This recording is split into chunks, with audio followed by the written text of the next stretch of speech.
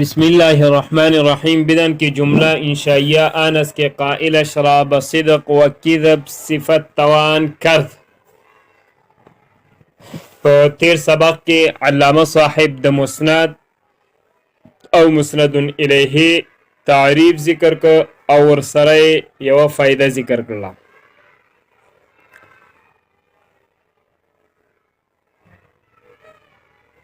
بدن کې جمله انشائیه آنس مقصد د علامه صاحب د دې عبارت نواخله تر روان فصل پورې درې خبرې ذکر کول دي. اول د جملې انشائیه تعریف به ذکر کی. دوهم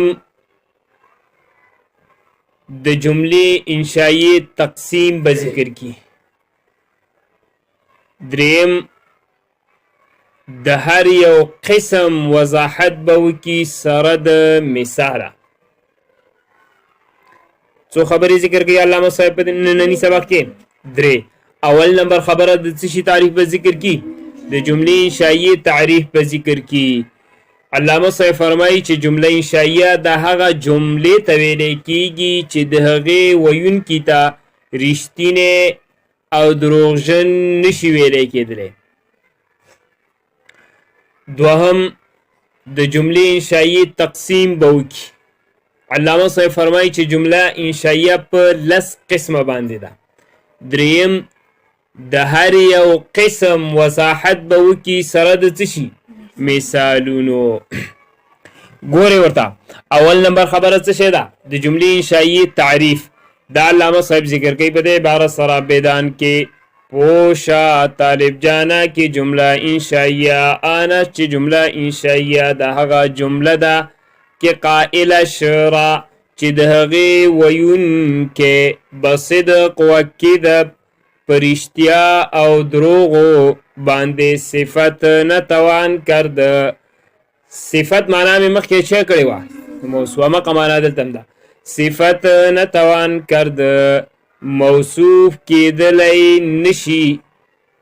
موصوف کېدلی نشي. مخکې چې ویلو چې جمله خبریه د هغې جملې ته ویلی کېږي چې د هغې ویونکی په رښتیا او په دروغو باندې موصوف کېدلی شي. اوس څه وایي؟ چې جمله انشائیه د هغې جملې ته ویلی کېږي چې د هغې ویونکی په رښتیا او په دروغو باندې موصوف کېدلی نشي. جمله انشائیه آنس جمله انشائیه د هغه جمله ده کې قائلش چې د هغې کې قائلش را چې د هغې ویونکی به صدق و کذب په رښتیا او په دروغو باندې صفت توان نه کرد موصوف کېدلی نشي. دوهم نمبر خبره څه وه؟ د جملې انشائیه تقسیم. نو علامه صاحب دا دوهم نمبر خبره په دې عبارت سره ذکر کوي چې وآن برچند قسم است. دا دوهم نمبر خبره ده چې جمله انشائیه په یو څو قسمه باندې ده. څو قسمه دي؟ نو 10 قسمونه به درته ذکر کی. وآن او دغه جمله انشائیه برچند قسم است په یو څو قسمه باندې ده. چند معنا مې څه وکړه؟ یو څو قسمه باندې. دریم نمبر خبره څه وه؟ د هر یو قسم وضاحت سره د څه شي؟ مثال. نو اقسام به هم درته ذکر کی او د دې اقسام وضاحت به وکړي سره د څه شي؟ مثالونو. او د دې هر یو قسم تعریف مونږه مخکې کړی دی. اول قسم څه شی دی؟ امر چون اضرب.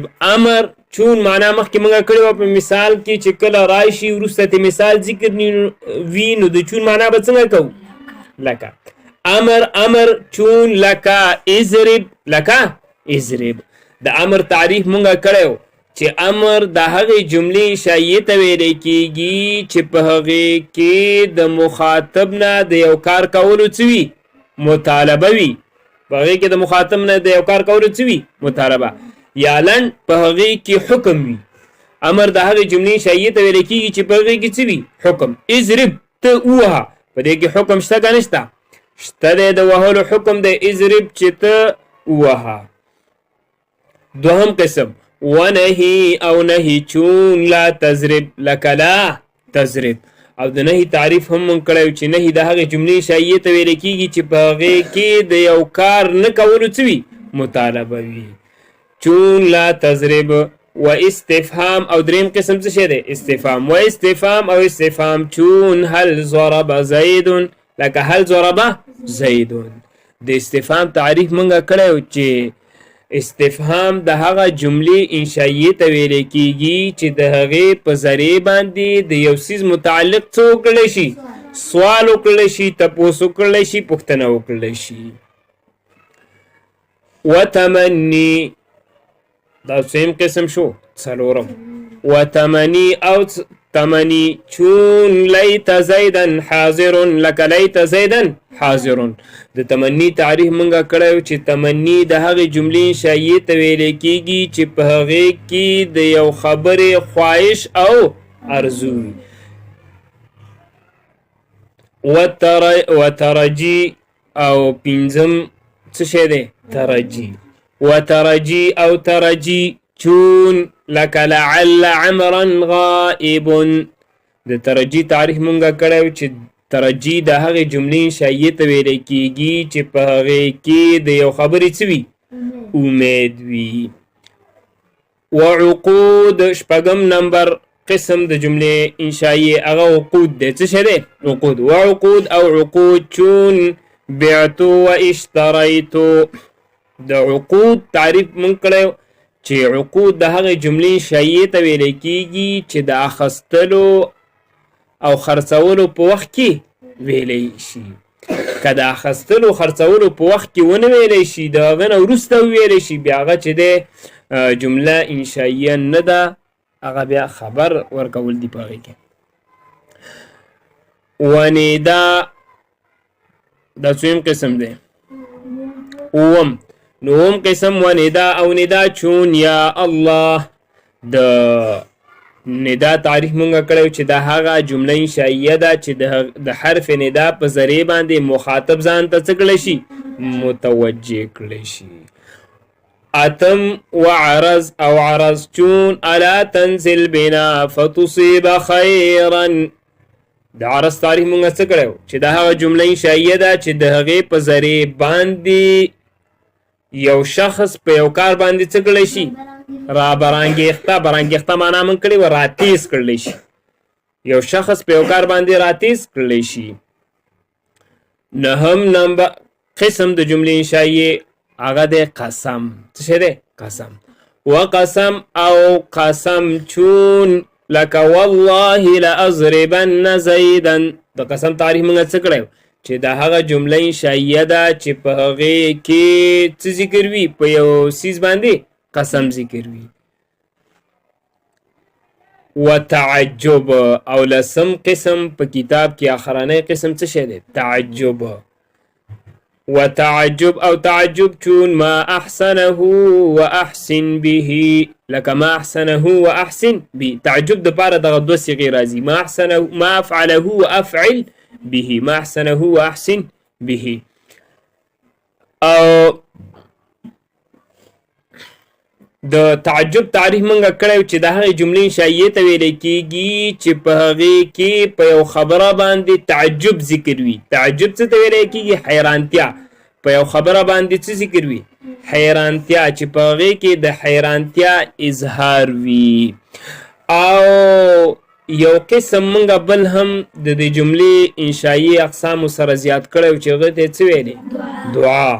د دعا تعریف مونږه څه کړی چې په هغې کې دعا یا بد دعا ذکر وي. بس دی دومره. نو نن علامه صاحب ټولې څو خبرې ذکر کړې درې. اول نمبر خبره د جملې انشائیې تعریف چې جمله انشائیه د هغې جملې ته ویلی کېږي چې د هغې ویونکي ته رښتینی او دروغجن نشي ویلی کېدلی. رښتینی او دروغجن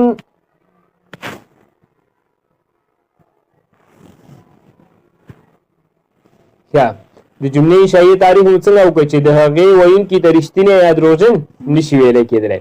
او دوهم نمبر خبره څه ذکر کړله د جملې انشائیې تقسیم چې جمله انشائیه په یو څو قسمه ده چې جمله انشائیه په 10 قسمه باندې ده.